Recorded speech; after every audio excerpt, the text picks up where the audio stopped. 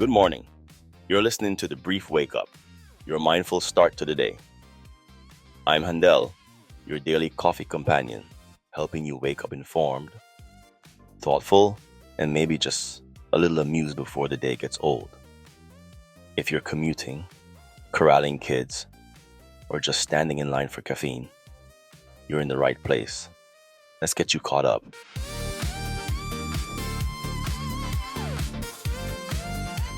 Let's start with our health. Topic: a breakthrough HIV prevention drug reaches Africa. This morning, we're talking about one of the biggest developments in global health in years. A breakthrough HIV prevention drug that's finally making its way into the countries that need it the most. 5 months after lenacapavir was approved in the United States and quickly rolled out across wealthy nations, the first shipments have now arrived in Eswatini and Zambia, two countries hit especially hard by HIV. Each nation just received 500 doses, and while that number is small, experts are calling this moment unprecedented. Why? Because innovation in global health almost never moves this fast to low and middle-income countries. Lenacapavir is a long-acting injectable made by Gilead Sciences, and the science behind it is stunning. Just 2 injections a year provide near complete protection against HIV infection. Not a pill you take every day. Not a monthly regimen. 2 shots. That's it. Global health leaders say these first doses are only the beginning. The US State Department, the Global Fund, and Gilead have partnered with a goal of delivering at least 2 million doses to high-burden countries, mostly in Africa, by 2028. And the State Department says they're ahead of schedule, expecting to hit that milestone by 2027, with over 500,000 doses planned for procurement next year alone. Even more notable, Gilead is providing the initial doses at cost, with zero profit, until generic manufacturers are ready to take over. But there's a challenge, and it's a big one. This breakthrough arrives at a moment when global HIV programs have been under severe strain.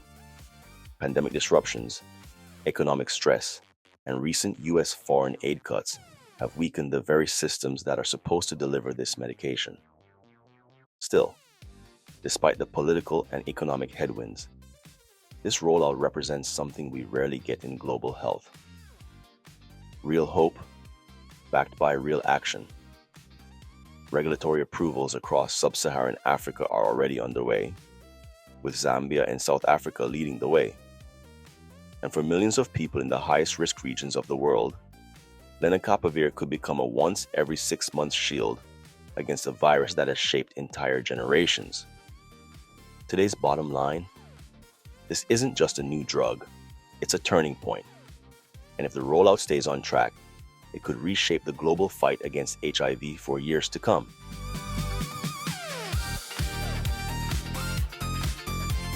Now on to the news. The Epstein files. What's new? This morning we're keeping it simple.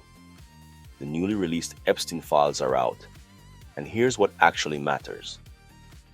These documents, like hundreds of pages of previously sealed testimony, emails, and logs, don't retell the old story. They sharpen it. They fill in the gaps. And they give us the clearest public record yet of how Epstein operated, who was in his orbit, and how institutions enabled him. Here are the key takeaways. First, the survivor accounts across the files are remarkably consistent, describing the same recruitment patterns, the same grooming tactics, and the same network of enablers. The details match across years and across different women who never met each other. That alone strengthens the historical credibility of the case. Second, several high-profile names appear again. Some new to the public, some long rumored. Not everyone listed is accused of wrongdoing, but the documents show just how wide Epstein's circle reached and how normalized his access to power was. Third, the files reveal the ways institutions, universities, financial firms, even government contacts look the other way. Not always intentionally, but consistently enough that Epstein was able to operate far beyond what should have been possible for one man under suspicion for so long. And that's the real headline today. These files don't just expose individuals, they expose systems. Systems that failed survivors, systems that protected influence, systems that made accountability an uphill battle for more than a decade. There are no new criminal charges coming out of this. Epstein is gone, Maxwell is in prison. But what these documents do is cement the factual record in writing and no longer hidden behind sealed courtrooms. More names and context will come out over the next few days. We'll keep you updated as it unfolds.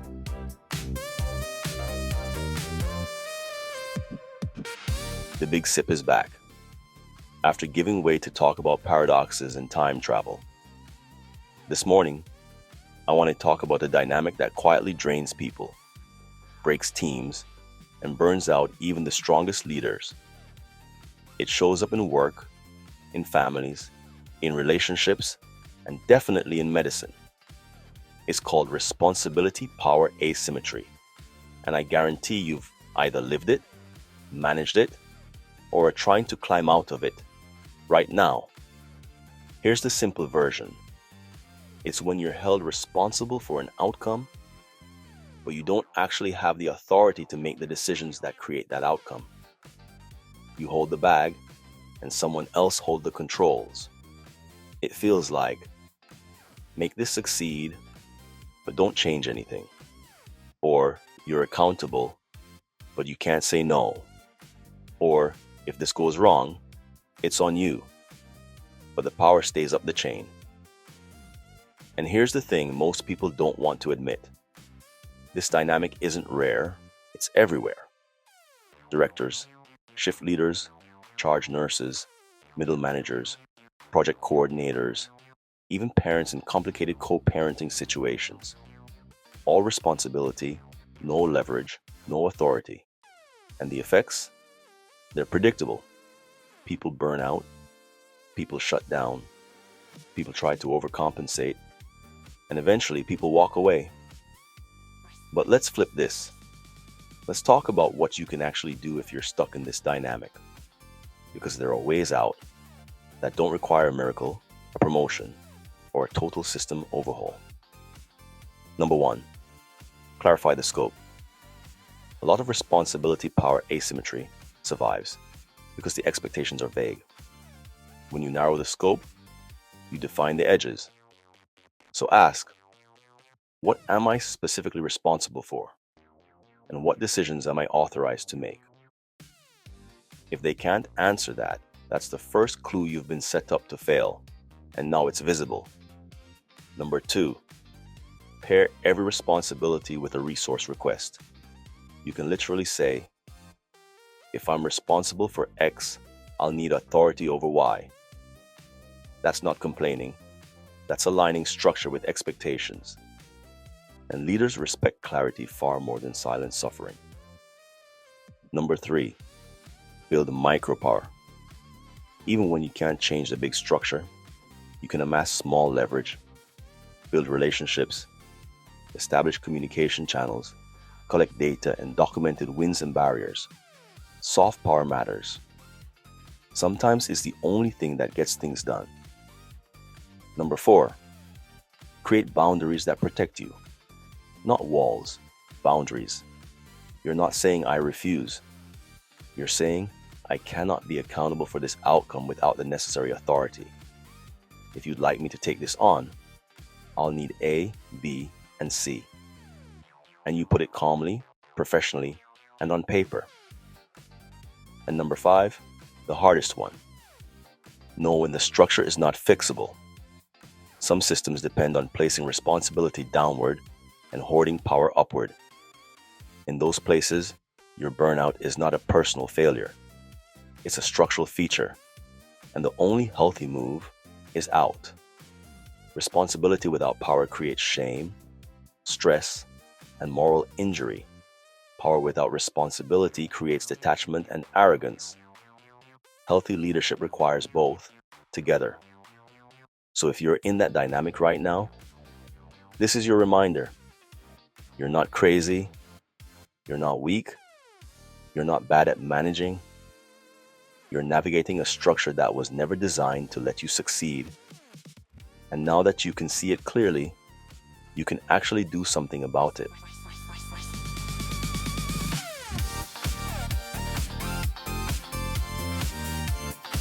Moving on to the lighter roast. People pleasing and dating.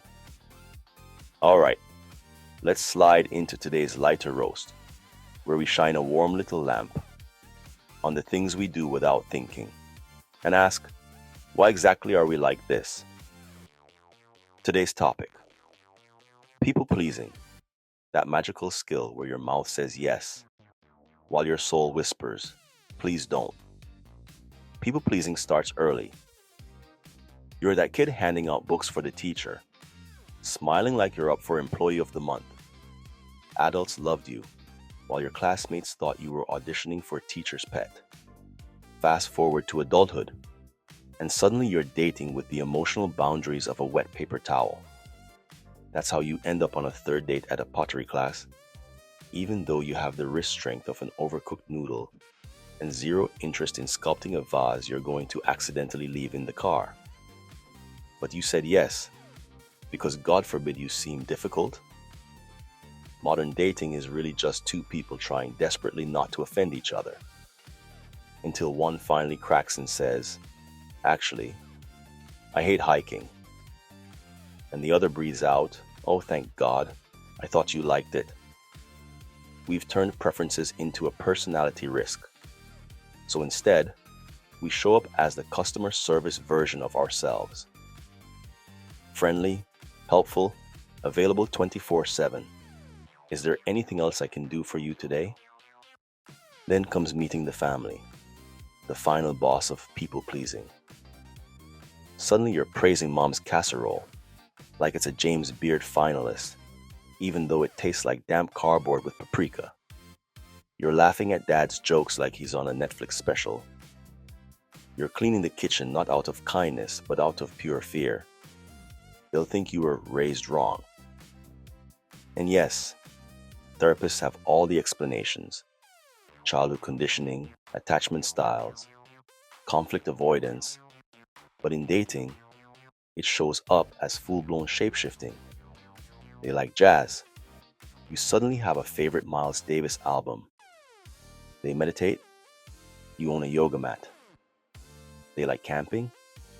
Now you're pretending you're outdoorsy, even though your idea of roughing it is Whole Foods being out of your favorite kombucha.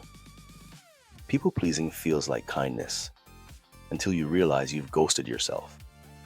Your needs get downgraded like a Spirit Airlines seat. No legroom, no overhead bin, no dignity. But here's the twist. People don't fall in love with a version of you who says yes to everything. They fall in love with a version who has preferences, boundaries, and the courage to say, yeah, I'm not doing that. Because when you never say no, everyone assumes you'll say yes forever. Partners, families, co-workers, group chats. Suddenly your whole life is an unpaid internship in emotional labor. But the moment you start telling the truth about what you do and don't want, that's when the right people show up.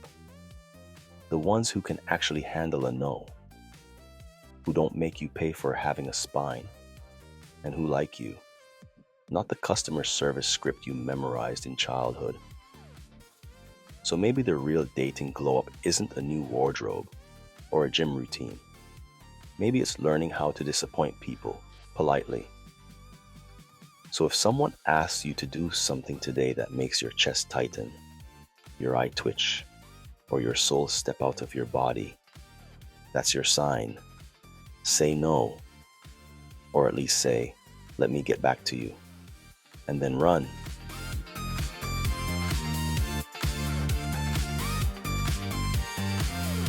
For today's commemorations, November 19th, we've got a mix of meaningful, global, and just plain fun commemorations. Let's jump in. First, International Men's Day. A day focused on men's health, mental wellness, positive male role models, and reminding men, and the people who love them, that strength is not the same as silence. This year's theme leans heavily on mental health and community connection, especially as rates of depression and suicide remain high among men. Second, World Toilet Day. It's easy to laugh at the name, but it's a serious United Nations observance. Over 3 billion people still live without safe sanitation, and clean water access remains one of the greatest predictors of health, education, and life expectancy. Today is about acknowledging something we take for granted every day. Third, National Play Monopoly Day. A lighter one. This is the day families come together, start a board game, and leave the table hating each other because nothing tests patience, strategy, and self-control, like someone buying Boardwalk with a hotel while you sit in jail with $6 to your name. Fourth, Women's Entrepreneurship Day, a celebration of the women building companies, leading innovation, and shaping global business. It's estimated that women-founded firms are growing faster than the broader startup ecosystem, even though women still face systemic funding disparities. Today is about highlighting that gap and the women succeeding despite it. And finally, a major historical moment. On this day in 1863, Abraham Lincoln delivered the Gettysburg Address. Just 272 words, 2 minutes long. But it reframed the Civil War, redefined American democracy, and reminded the nation what it was fighting for: a government of the people, by the people, for the people. Today mixes health, humanity, innovation, humor, and history. Not a bad way to start a Wednesday. Today's show brought real global progress, real accountability, and real introspection. From a breakthrough HIV prevention drug finally reaching the countries that need it most, to the newly released Epstein files exposing the systems, not just the people, that enabled decades of abuse. We looked at how change happens when institutions finally move. And in our Big Sip and Lighter roast, we unpacked responsibility, power asymmetry, and the quiet exhaustion of people-pleasing, reminding us that clarity, boundaries, and honesty are the real tools for staying whole in a world that constantly asks for more. I'm Handel. Be curious, be kind, and top off that cup. Till next time.